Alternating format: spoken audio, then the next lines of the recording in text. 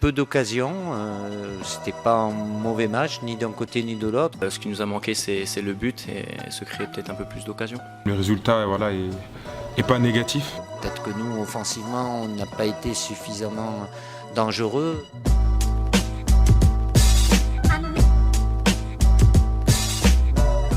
Et bienvenue dans la quotidienne, bonjour tout le monde. Bon, petit 0-0 hier entre la France et le Portugal au Stade de France. Pas grand chose à se mettre sous la dent, c'était bien fermé.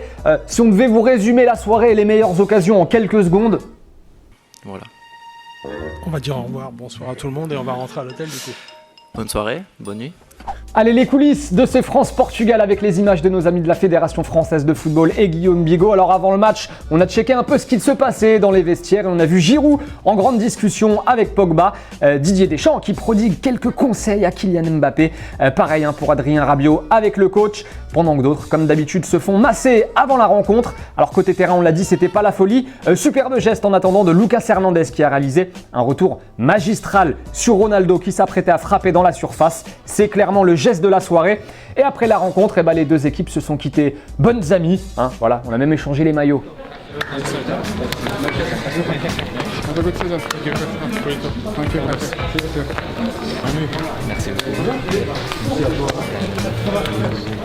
Bon, sinon, on le disait, Ronaldo, on ne l'a pas trop vu hier au Stade de France, hormis sur le tacle de Lucas Hernandez. Par contre, c'est toujours lui le patron. Ouais, c'est lui le boss, la star. On l'a retrouvé sur l'Insta de Paul Pogba, sur l'Insta de Kylian Mbappé, sur l'Insta aussi de Kimpembe. Tenez aussi celui de Hernandez et Eduardo Camavinga sur Snapchat. Je le lave pas. Voilà, c'est bon ça. Bon, prochain match pour l'équipe de France, ce sera mercredi soir en Croatie, à suivre évidemment sur TF1. Et avant de refermer notre page consacrée au bleu, la petite question du jour, êtes-vous satisfait par le niveau de jeu affiché par l'équipe de France? Oui, on s'interroge, solide défensivement, un peu en manque d'inspiration devant. Est-ce que vous êtes satisfait ou selon vous, on peut faire beaucoup mieux? Dites-nous ce que vous en pensez. Allez, le football vrai, c'est l'heure du ballon, les poteaux dans la quotidienne et on commence au Mexique avec Daniel Techa, le joueur des Leones Negros. Petite balle piquée dans la surface, il est magnifique ce but. Bon, par contre, le maillot, assez spécial, voilà, chacun son avis, on va dire, mais le but est dingue. En tout cas, encore un pétard, tenez, qui nous vient du Japon. On commence à en avoir l'habitude en J-League. On doit pas être très loin des 30 mètres cette fois-ci. Le gars s'appelle Tsukasa Morishima et il joue à Hiroshima, voilà. Et Ken Matsubara, joueur de Yokohama, là aussi la volée est sympa. Le gardien ne peut rien faire.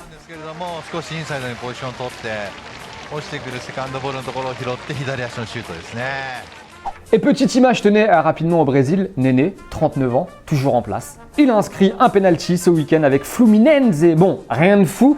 Ceci dit, que fait Benedetto au Brésil le week-end? Voilà, vraie question, ça peut être que lui, mais qu'est-ce qu'il fout là? Les amis, petite surprise dans la quotidienne, il y a le copain et collègue Julien Ménard qui nous a rejoint. Comment ça va, Julien? Ça va très bien. Bon, vous le voyez d'habitude le dimanche, évidemment, dans Téléfoot avec ses interviews aussi en plateau. Mais aujourd'hui, il passe nous voir parce qu'il a un petit cadeau pour vous. Et oui, il est là, je te laisse le prendre, je te laisse le montrer, Julien. Génération étoilée, c'est ça? C'est ça. C'est le bouquin de Julien Ménard. Explique-nous, c'est quoi le concept? C'est un livre sur l'équipe de France. Ouais. Des portraits de tous les joueurs. Il y en a 35 dans le livre.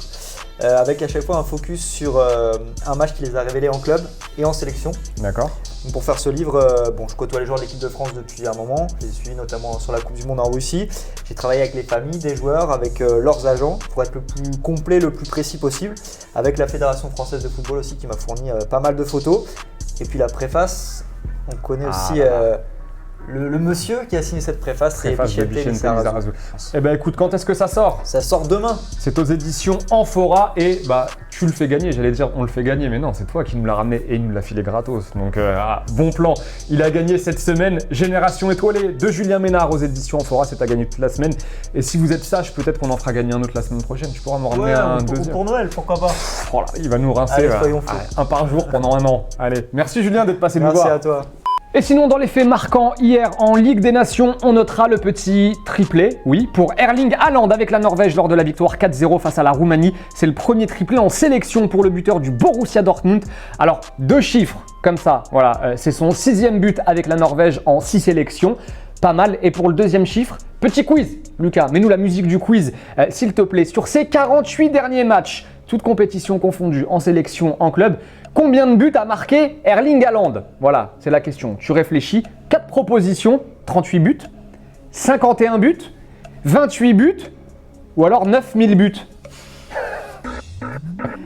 Combien? 9000. 9000?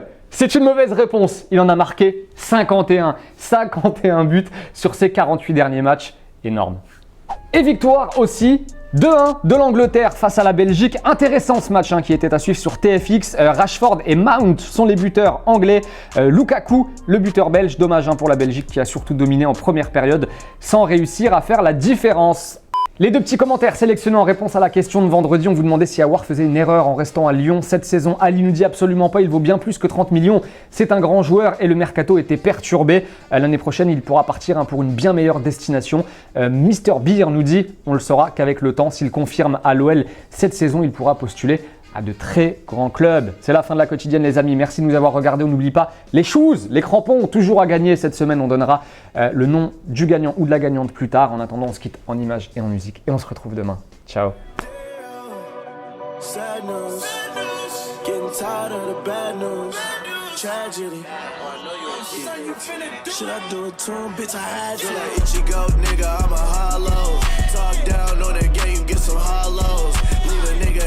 Sleepy Hollow, pull up in a dark night, Mercy Lago, and I'm ducking, dodging 12 in a potholes. I was raised by the motherfucking Glock, whoa. Chopper hit him, make a nigga Diddy Bop, whoa.